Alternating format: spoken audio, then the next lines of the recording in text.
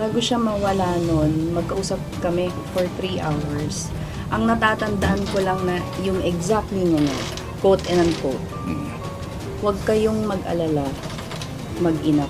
Huwag kayong mag-alala, baby mama. Nakakasa na kayong mag-ina ko. Abigail Wright nagsalita na sa paglabas nila ng kanyang anak na si Francesca Gale na anak ng yumaong King of Rap Francis Magalona.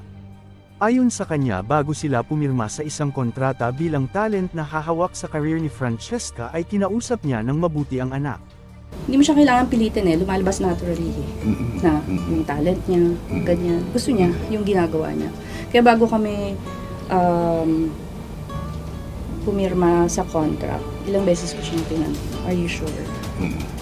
Kasi anak, pag lumabas ka, hindi may iwasan na masgahan tayo ng tao.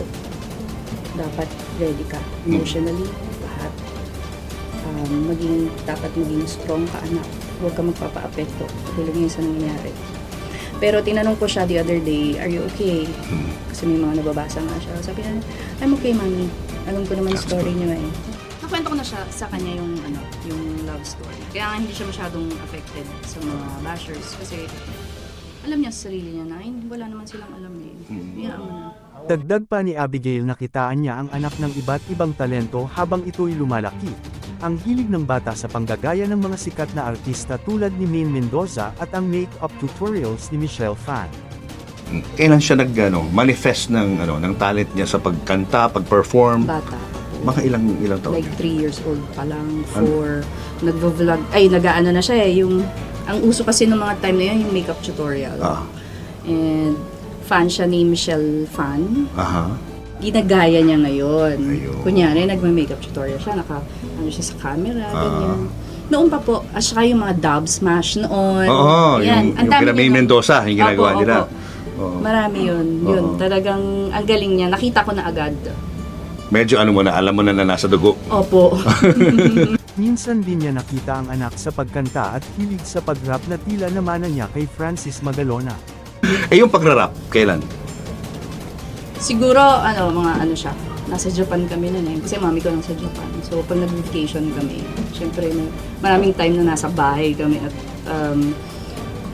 puro gadget siya. Nakita ko na lang may sinusundan siyang rap, hindi ko lang talaga maalala. Gusto ko ngang ipakita yun eh. Kasi ang cute-cute niya doon, ang galing niya. Yun yung first time na nakita ko siya. Na yung bibig niya, ang bilis talaga. Like, gano'n siya. Why I'm tripping, gotta comb my skin, whether I'm fat or whether I'm thin. You call me a loser, you call me a fool. I ain't gonna trust you to go to school. I wish I had Angel to style by my side. I'm shaking my feet, I'm so scared inside. Wow. Dagdag pa ni Abigail, minsan na din niyang nakita na binabasa ng anak ang mga love letter ni Francis Magalona sa kanyang ina pati ang panggagaya sa ama.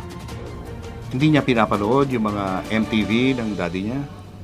Minsan, nakikita ko. Ginagaya niya? Opo. Tapos, nagulat ako. Kasi may mga pictures kami dun eh. Nagulat na lang ako. Meron siya isang box. Nandun lahat. Pati yung mga dedications, lahat. Yung mga galing sa flowers, nasa kanila. Say pa ni Abigail, huling nagkita si Francis Magalona at Francesca noong 6 na buwan pa lang ito. Si Cheska nung namatay, nung buhay pa si Francis M. Yes po. 6 months si Cheska nung namatay siya. Pero nagkita sila 2 months. 2 months. Cheska. Ah. Yung nag-zero cancer cell siya after ng Bulaga the next day. Kasi diba nag-perform pa siya sa Bulaga. The next day, pumunta siya sa Cavite. Tapos yun na yung first and last meeting niya.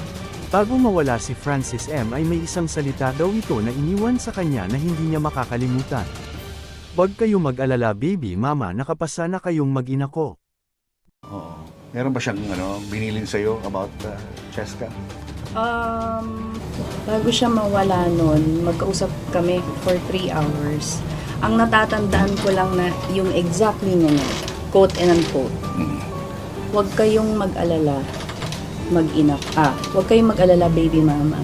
Nakakasa na kayong mag-ina ko. Dagdag pa ni Abigail, simula nang mawala si Kiko ay wala siyang natanggap na kahit anong tulong or pamana sa mag-ina na galing sa kay Francis M. Tinaguyod niya ang anak ng mag-isa bilang isang flight attendant. After nung mawala siya, wala namang Walang iniwan. kumausap sa akin. Wala po talaga.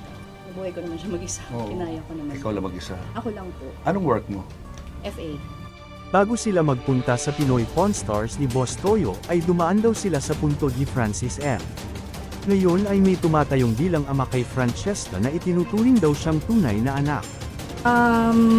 Wala, nag-thank you lang kami sa kanya at saka nag-birthday kasi siya.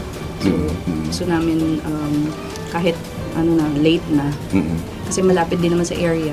And as you know, we're from Cavite pa. Yeah. So, hindi naman namin madadalaw siya ng mas palagi. Mm-mm. So, habang nandito kami, dinalaw na rin namin. And nung pinakita ko sa kanya yung picture ni Cheska na parang nakahag siya sa puntod ng papa niya, naiyak siya. Mm-mm. Yung partner ko. Ah. Maano kasi sa bata yun. At saka sobrang thankful ako sa kanya kasi si Cheska parang anak niya talaga. Ilang taon si Cheska nung pumasok siya sa buhay mo? 15 na, 10. 10 years old pa lang. 10. So parang siya na talaga yung kinilalang ama, no? Sa paglabas nila Abigail at Francesca ay tahimik pa rin ang kampo ni Pia Magalona sa usaping ito, gayon din ang kanyang mga anak at mga kaibigan sa Itbulaga na nakakaalam ng buong storya. Kaya wala pa talagang linaw ang isyu na ito. Anong komento nyo sa usaping ito?